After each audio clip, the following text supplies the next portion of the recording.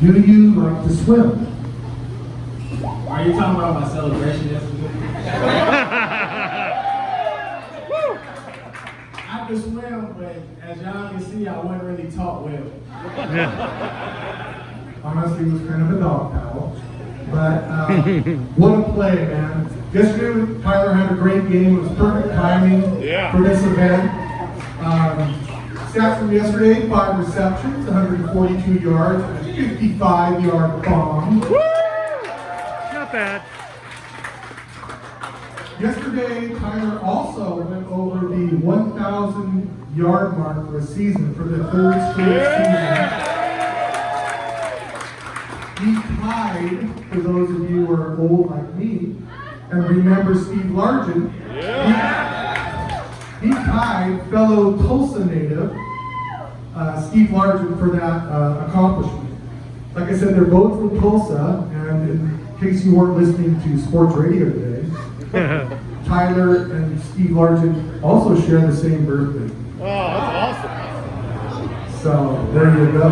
Stats for, a bar contest or something. And most importantly, this last week, Tyler was nominated for NFL Man of the Year.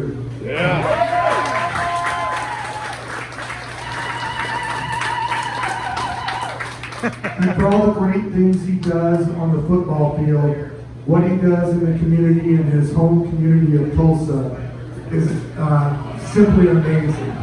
So I'm just going to let Tyler say a couple words about his charitable work that he does and his foundation. Well, I thought he was going to ask me questions. He kind of made it a little hard for me. Well, first off, it's always great to come to an event, one, when you win, and two, when you have a good game. Otherwise, you guys would probably hate me if you played fantasy. Nope. Because I would have probably been your first exit out of the first round playoffs, apparently. So it's great to know that I helped a lot of people out in fantasy too.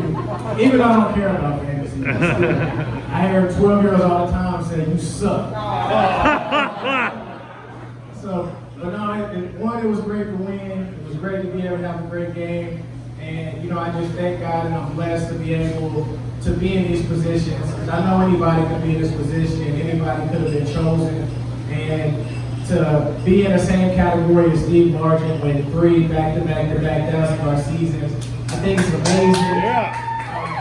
I'm very thankful that the Seahawks chose me, something that a lot of people might have forgot. Because I have played a little, I'm 29, but I look like 10, which is cool, but Houston was about to draft me at pick 70, and the Seahawks traded to get me at 69, and Houston traded to get me at pick 70, so I'm really glad that I was able to come here, and be able to experience the atmosphere, the diversity, the love.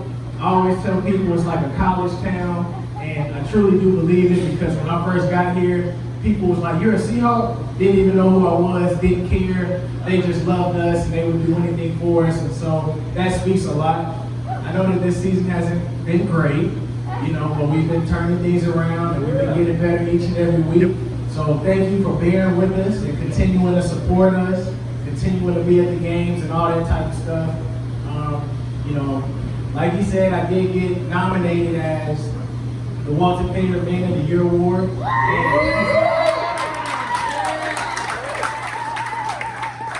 I think that's really, really cool because I don't really talk about a lot of the stuff that I do off the field just because then you feel like you're gloating and you want people to know what it is that you're doing. Then you get put in an uncomfortable position like being nominated and now you have to tell everybody what you're doing.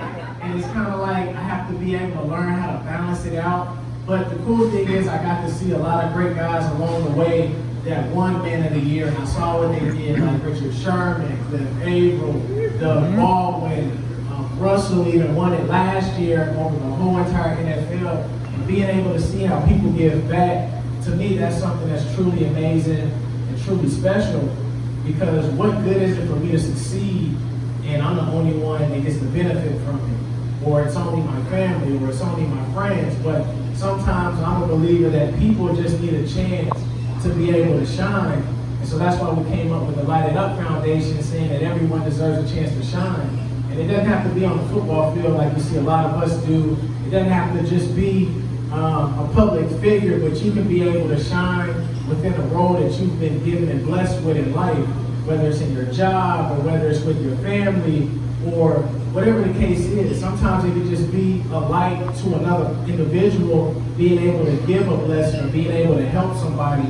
And so that's something that we've always wanted to be able to do. So we've done, you know, a good amount of things. We've done things like the Thanksgiving dinners, the Christmas gifts for kids and stuff like that. We teamed up with a lot of people. I'm not gonna go all the time. That's what I said. So balance it. But one of the things that I do want to share with you guys is I'm not really a social media challenge type of person, but they have brought a social media challenge for the Walter Payton Man of the Year Award, which is whoever gets the most retweets, hashtagging Walter Payton Man of the Year, you know, and putting me in a hashtag, whoever gets the most retweets out of the 32 players selected, $25,000 goes to the foundation.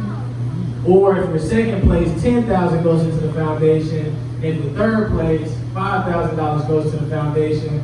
So if you guys, if it's in your heart, I'm not asking, if it's in your heart to be able to retweet it, it's only on Twitter, and try to get as many retweets as you can. It'll be very much appreciated. I'm gonna put it into my scholarship fund, which is something that we've been getting together and being able to do. That'll be the last thing I talk about before I hand over the mic. You're probably tired of me talking. Because I can talk your ear off. So the scholarship program is something that I was really, really motivated in doing, and it really came about in an unorthodox way because we wanted to do a job shadow back at home in Tulsa. Does anybody know where Tulsa is? It's in Oklahoma. Does anybody know that Oklahoma is more than just farms? Right. So the thing about growing up in Tulsa, Oklahoma is there's not a lot of exposure out there. So when I went from Tulsa to Kansas State, which, anybody know where Kansas State's at? It's in the Little Apple, Manhattan. So then I go there, then I come here. So that's a culture shock. Being from Oklahoma to Kansas to Seattle, everything I see is different, everything is big. And when I got the chance to go to Texas, and now I'm flying to go to these games, you get to see the different states and what it's like. And so for people in my city, they never get to see what it's like outside of this. And so what I try to do is team up with a lot of the people that I have these marketing deals with and these relationships with to bring kids out of high schools in Tulsa to come to the businesses that endorse me. That way they can be able to go do a job shadow, and because of that, we'll be able to give them $5,000 or $10,000, depending on what it is, to be able to cover at least a year of their scholarship. So since COVID hit, boom, COVID hit last year, we weren't able to do that. So what we did was we gave 12 kids $10,000 each to be able to cover their first year in college. So if I'm able to win the Walter Payton Man of the Year challenge, then that's going to be something that goes into my scholarship fund. So that's something that, you know, if it's in you guys' heart, if it's not, it's cool. It's cool. Just support the Seahawks and that'll be okay. But I'm very thankful to be here. You know, I want to be careful just because of COVID and stuff. People are getting COVID, you know, everywhere. And, you know, they said 37 players got it in the NFL today. So we all want to make sure we still stay safe and make sure you love on each other. That's the biggest thing that I tell you. Relationships is the biggest thing that we could ever have in this world that God has given us. So keep loving each other and being there because life is too short to hold grudges and not forgive. Amen. All right, let's go. Let's go.